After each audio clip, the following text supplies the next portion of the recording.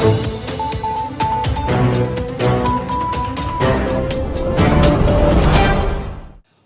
नमस्कार। मैं हूं परवेज कुरैशी और आप देख रहे हैं राउंड झारखंड। आज हम बात करेंगे झारखंड की राजनीति पे, क्योंकि अभी लोकसभा चुनाव खत्म हुआ है, विधानसभा चुनाव की तैयारी शुरू हो चुकी है और ऐसे में झारखंड के पूर्व मुख्यमंत्री और झारखंड मुक्ति मोर्चा के कार्यकारी अध्यक्ष हेमंत सोरेन भी जेल से बाहर आ चुके हैं। कहने का मतलब ये है कि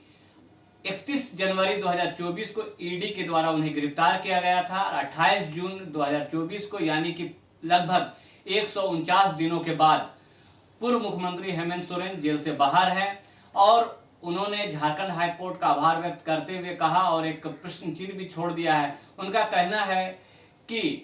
ईडी ने जो साक्ष्य प्रस्तुत करने में आनाकानी की या देरी की, जिस कारण से जो उन पे जमीन से संबंधित आरोप लगाए गए थे वो प्रस्तुत नहीं कर पाए, जिस कारण से झारखंड हाईकोर्ट ने उन्हें बेल दे दी। बेल मिलने के बाद झारखंड मुक्ति मोर्चा के कार्यकर्ताओं में उत्साह है और पूर्व मुख्यमंत्री हेमंत सोरेन में भी आत्मविश्वास देखने को मिल रहा है। जैसा कि उन्होंने पत्रकार को संबोधित करते हुए कहा कि अगर कल चुनाव हो जाए तो भाजपा का सफाया हो जाए। बता दें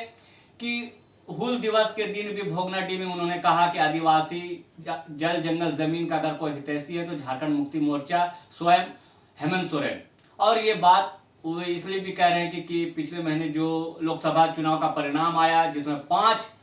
सीटें जो थी लोकसभा की झारखंड की, वो पांचों सीट जो आदिवासी सीट थी, जो 3 झारखंड मुक्ति मोर्चा और 2 कांग्रेस के खाते में चली गई, यानी कि इंडियन गठबंधन के खाते में 5 सीटें और 14 लोकसभा की सीटें हैं झारखंड में, जिसमें से 1 सीट आजसू को और 8 सीट भाजपा को, यानी कि पहले से भाजपा को नुकसान हुआ। अब आते हैं झारखंड का जो विधानसभा चुनाव को लेके बातें चल रही है कि जो अक्टूबर नवंबर में जो चुनाव होना है विधानसभा का, इन्हें लग रहा है कि समय से पहले ये चुनाव कराने की तैयारी हो रही है और कहीं न कहीं हेमंत सोरेन भाजपा पे आक्रामक तेवर के रूप में पूरा प्रहार कर रहे हैं और वे ये कह रहे हैं कि जिस तरह से उन्हें फंसाया गया, जिस तरह से उनकी आवाज को दबाने की कोशिश की गई, इसी का परिणाम है कि उन्हें जेल में भेजा तो गया, लेकिन 5 महीना के बाद ही उसे जेल से रिहा भी कर दिया गया, जमानत भी दे दी गई। अब विधानसभा में ये आक्रामक रूप से उतरेंगे। आत्मविश्वास अच्छी चीज है, होनी भी चाहिए, लेकिन कुछ चीजों में राजनीति में ध्यान भी देना चाहिए कि आपने कहां गलतियां की है। आप जेल गए तो संफेदी था लोगों का, उसका परिणाम जो है सबके सामने है कि आप लोकसभा सीटों में विजय हासिल की, लेकिन विधानसभा में तस्वीर बदल सकती है, क्योंकि जनता है, जनता का मूड मैंने बदलते देखा है, आपने भी बदलते देखा होगा। याद होगा कि 2014 में जब केंद्र में नरेंद्र मोदी की सरकार थी बहुमत की, तो वहीं झारखंड में रघुवर दास यानी भाजपा की बहुमत की सरकार थी, लेकिन रघुवर दास की सरकार में रघुवर दास ने और भाजपा ने पूरी तरह से दिसुम गुरु शिबू सोरेन और उनके परिवार और हेमंत सोरेन पर आक्रामक रूप से हमला कर रहे थे जमीन से संबंधित मामले को लेकर। और नतीजा क्या हुआ कि जब 2019 का चुनाव हुआ तो भाजपा 25 सीटों पर सिमट गई और झारखंड मुक्ति मोर्चा को बढ़त मिली और वो 29 सीटों पे चुनाव जीत हासिल की और जो इनका गठबंधन था कांग्रेस के साथ, वो भी 16-17 सीटें लाई, CPIML से 1 सीटें आई, राजद की 1 सीटें आ गई और इस तरह से उन्होंने महागठबंधन मिलाकर झारखंड में सरकार बना ली और चला रही है। और इधर ईडी का मामला को लेकर फिर जो है बाबूलाल मरांडी जो भाजपा के प्रदेश अध्यक्ष बन गए, वो लगातार हमला कर रहे थे, जमीन कर रहे थे और ईडी को ये कर रहे थे कि भाई इस पे कार्रवाई हो। नतीजा ये हुआ कि उन्हें जेल भेजा गया और लोकसभा में 5 सीटें इन्हें नुकसान हो गई। तो खैर अब विधानसभा में क्या होगा, तो विधानसभा में जो होना है वो तो समय आएगा, लेकिन मैं कुछ बातें बता दूं इस चीजों पर जो है झारखंड मुक्ति मोर्चा के कार्यकारी अध्यक्ष हेमंत सोरेन को ध्यान देना होगा। मुख्यमंत्री जो चंपई सोरेन है इनके पार्टी के, उनके साथ और मंत्रिमंडल के लोगों के साथ बैठ कर निर्णय लेना होगा कि जब झारखंड अलग हुआ 15 नवंबर 2000 को, तो जैक बोर्ड का तो स्थापना हो गया, लेकिन मदरसा बोर्ड का गठन नहीं हुआ। जब आप गौ सेवा आयोग सुचारू रूप से चला देते हैं, धार्मिक न्यास बोर्ड चला देते हैं, लेकिन यहाँ पे जो झारखंड हज हाउस है वहाँ के जो अध्यक्ष होते हैं अभी प्रभार में चल रहे हैं, हाजियों के लिए यहाँ से सीधे उड़ान नहीं है, जबकि रघुवर दास के समय में झारखंड रांची से ही उड़ान भरा जाता था, तो ये कमी आई है। मॉब लिंचिंग के जो मामले थे जिसमें पीड़ित परिजनों को अभी तक मुआवजा नहीं दिया गया है। 10 जून का जो घटना हुआ है डेली मार्केट, रांची के डेली मार्केट थाना क्षेत्र में जहाँ 2 बच्चे की मौत हो गई थी, इस पर भी लोग जो है अल्पसंख्यक मुस्लिम जो है अब इसको चाह रहे हैं कि जिस तरह से पत्थलगड़ी का मामला में मुख्यमंत्री हेमंत सोरेन जब शपथ लिए थे और उसको जो है अब पूरे केस को खत्म कर दिया गया, वापस ले लिया, इसी तरह से 10 जून के मामले को भी वापस ले लिया जाए। इसके साथ जो मदरसा बोर्ड का गठन के साथ साथ जो उर्दू शिक्षकों की बहाली की बात थी, जो रिक्त पद थे 4401 लगभग पद रिक्त थे, जिसमें से 3712 या कुछ ऐसे पद जो है अभी भी रिक्त पड़े हुए हैं। इसको अल्पसंख्यक कल्याण मंत्रालय के द्वारा जो है इसमें कुछ फेरबदल करके नए तरीके से कुछ बढ़ोतरी किया जा रहा है या कुछ इस तरह का कोई योजना बनाई जा रही है जिसको लेकर कुछ विवाद, कुछ पेंच है, इसको सुधारने की जरूरत है। इन सब के अलावा जो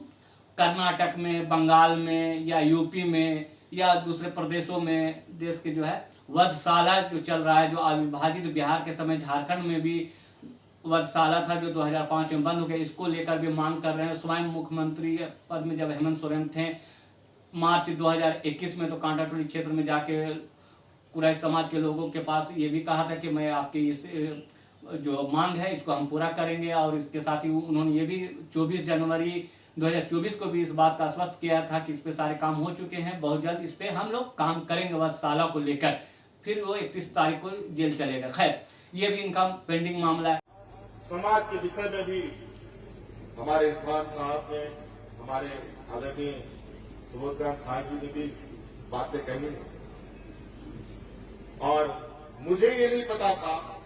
और शायद मेरे दिमाग में नहीं था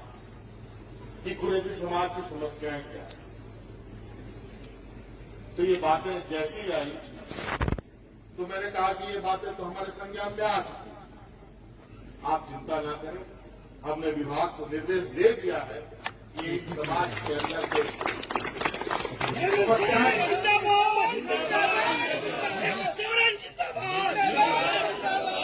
और इन समस्याओं का समाधान हमारे अगले, मैं अभी क्योंकि 2-3 दिन से ऑफिस नहीं गया हूं, मैं जब भी ऑफिस पहुंचूं उसका समाधान हमारे सामने होगा।